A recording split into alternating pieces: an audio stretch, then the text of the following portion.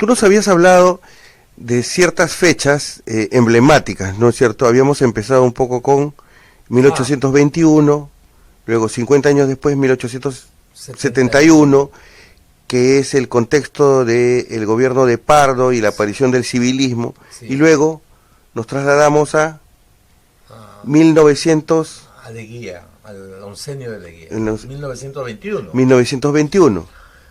Sí, lo que uno encuentra son ciertas regularidades, ¿no? Ciertas regularidades, o sea, coyunturas donde se ritualiza la fundación del Estado cada 50 años, ¿no? Con Pardo empieza este ciclo, digamos. Da la impresión que en el conjunto de la sociedad emergen expectativas por refundar el país, refundar el Estado, refundar la República, y emergen propuestas que logran crear cierto consenso entre todos los grupos sociales, ¿no? Es el caso de Manuel Pardo y el civilismo, que logró crear cierto consenso activo para derrotar fundamentalmente al militarismo, la anarquía y el desorden, ¿no?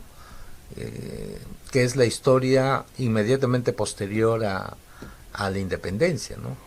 Claro, es el primer proyecto civil de intentar establecer una clase política que gobernara el país.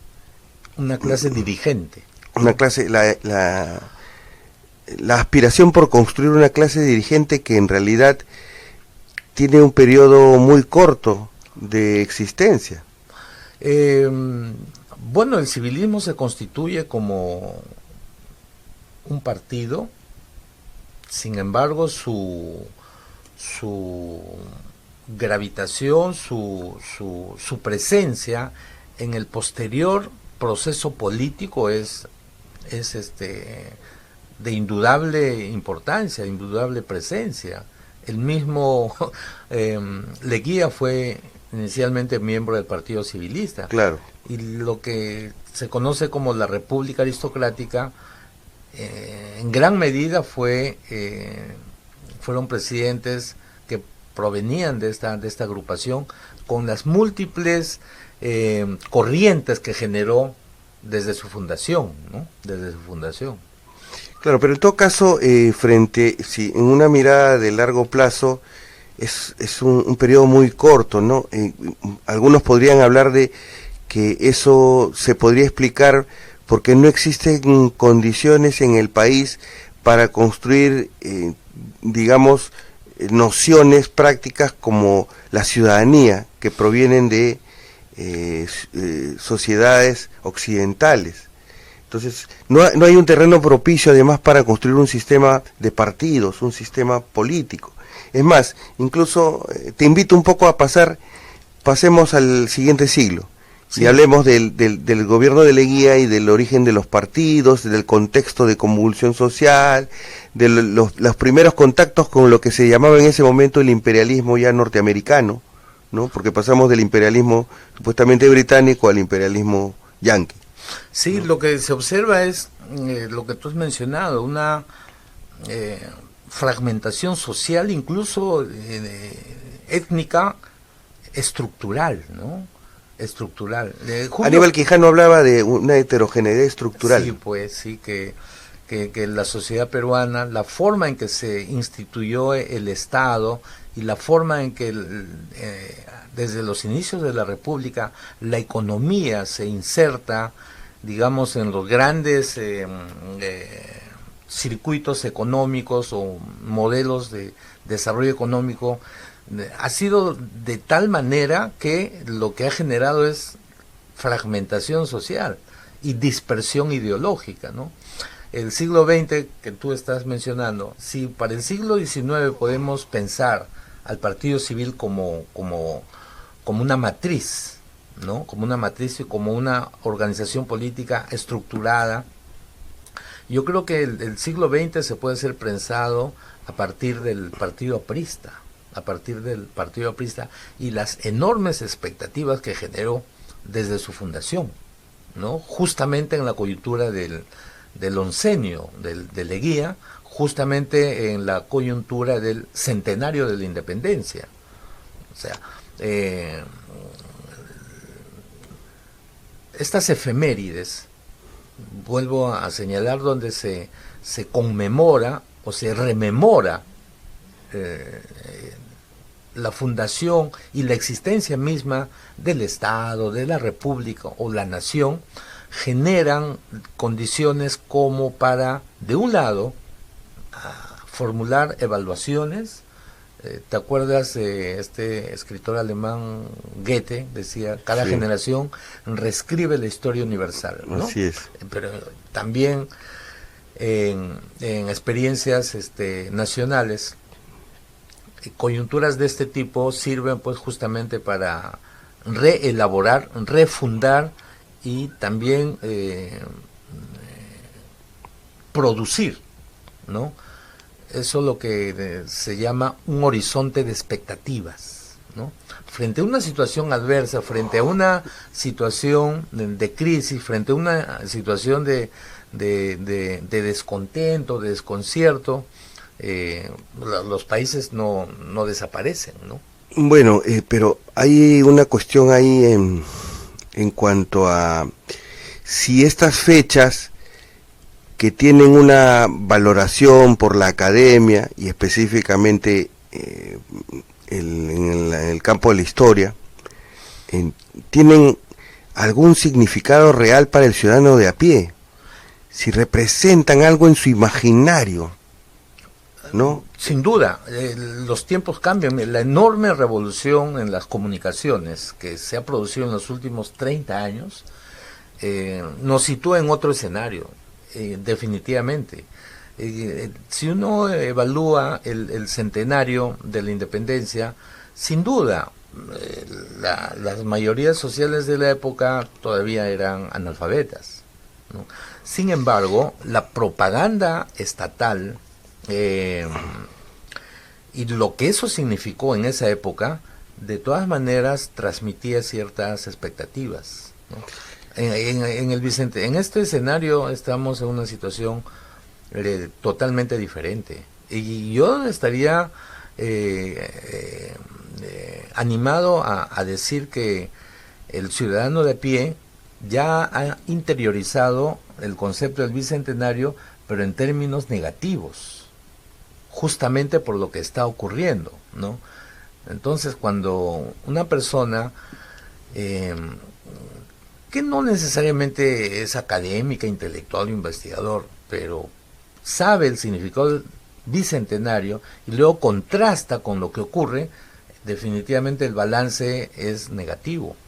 Luego vamos a comentar eso en los últimos minutos del programa, pero te quería plantear un poco ahora que tú has tocado el tema de la revolución de las comunicaciones. Efectivamente, creo yo, a que algunos quieren comparar el contexto de inicios del siglo XX con los inicios del siglo XXI, en un contexto en el que más o menos, en la visión González Pradiana, ¿no?, de que todo está en crisis, los partidos, los medios de comunicación, la iglesia, el clero, el mundo jurídico, el sistema judicial, pero ese escenario de inicios del siglo XX se da en un contexto en el cual, justamente tú lo has mencionado, la mayoría era analfabetos, pero existía una aspiración por ese aprendizaje, por conectarse con ese mundo letrado, y en esa relación, en ese contexto, el mundo intelectual parecía ser mucho más fuerte.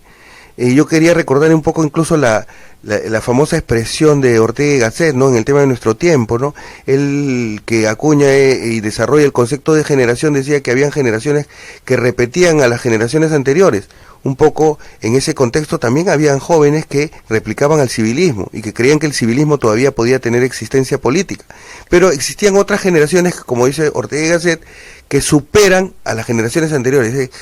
Se deciden a marcar una ruptura, un corte, y entonces estamos hablando del sector que produce visiones de sentido de la sociedad. Sí, sí. Entonces, ahora me parece que estamos un poco en un contexto mucho más huérfanos que en ese contexto, porque no se dan las condiciones para desarrollar ideas sino que ahora hay un contexto más audiovisual, donde eso apela más a la emotividad, a la pasión. En todo caso, no existe ese otro sector intelectual, y aquí te doy pie para que nos comentes un poco esta supuesta comisión del centenario que no suena ni truena, ¿no? En ese contexto estamos hablando tanto como en el 71, creo, a los 150 años como a los 100 años, las comisiones del centenario o de los 150 años sonaban, daban fuego, la sociedad comentaba, había debates. Ahora un poco hay un ambiente un poco opaco, ¿no? Prácticamente de cenáculo. Aparentemente es lo que tú dices, pero déjame anotar lo siguiente. El centenario de la independencia dio lugar, entre, por supuesto, múltiples fenómenos sociales, culturales, pero voy a referirme, digamos, a estas reacciones de parte de la sociedad, ¿no? Frente al Estado, en este caso frente al leguismo. Tenemos el movimiento anarquista, ¿no? De raigambre popular. Tenemos el indigenismo, tenemos el propio partido aprista, o lo que después va a ser el aprismo, o el socialismo, ¿no? Que son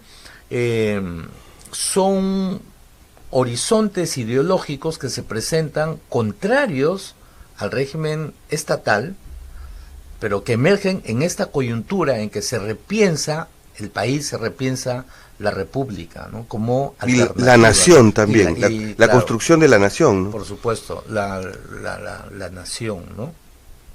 Las correas de transmisión entre la academia o las élites y digamos la población durante el centenario, por supuesto existían a través de la escuela o a través de las instituciones públicas, la radio, la prensa, ¿no? En este escenario del bicentenario, no solo por lo que ya se ha mencionado, que las comunicaciones, la imagen, el internet, sobre todo las redes sociales, yo creo que hay un desafío mucho más alto para el gobierno, yo diría para el gobierno, ¿no?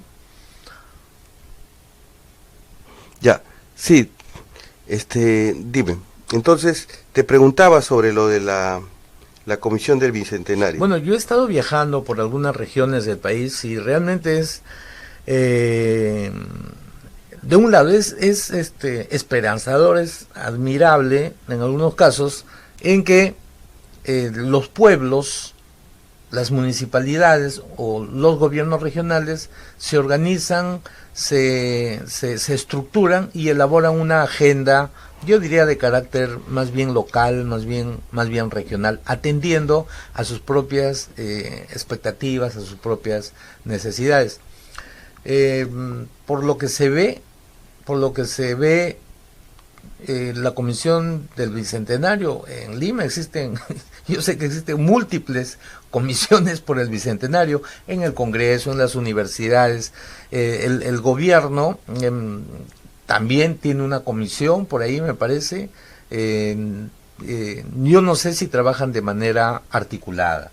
Lo deseable sería que trabajen de manera articulada, pero habría que esperar, ¿no? Habría que esperar.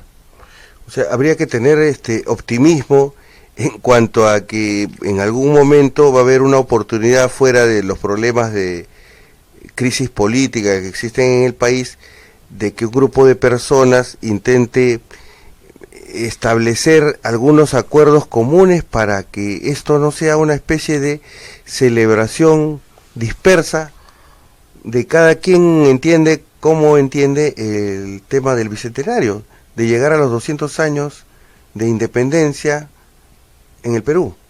Pero es que justamente porque yo me pregunto si el Perú es un país articulado, si existen vínculos de carácter, digamos, social, cultural o hasta económico, que nos puedan hacer pensar que el Perú es una comunidad. Creo que esa es una aspiración. Si admitimos este escenario, lo que te he mencionado. Yo creo que cada región, cada pueblo incluso, va a elaborar su propio discurso sobre el Bicentenario, incluso muchas veces en contra de un centralismo político, cultural. Yo creo que el centralismo se reproduce también en estos temas de la efeméride. Sí, pues la verdad es que finalmente lo que queda como conclusión es que es un escenario mucho más frágil para la institucionalidad política que el contexto que se presentó en 1921 y en 1971. En esos contextos, bueno, en el primero, tú lo has mencionado, existía una emergente movilización social que finalmente se canalizó a través de expresiones políticas concretas.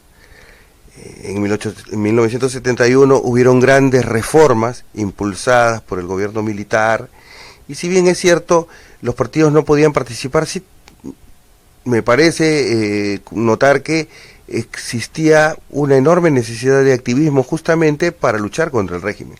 En este contexto sí, no existen partidos propiamente dicho. Es lo más visible, y existe ya un consenso en relación a admitir y señalar que la crisis política que se está viviendo actualmente es terminal, en el sentido de que todas las formas de representación política han sido sancionadas por parte de toda la población. Y en este escenario, el Bicentenario, pensar la República, pues es más urgente que nunca. Sí, es un desafío, ¿no? Es un desafío.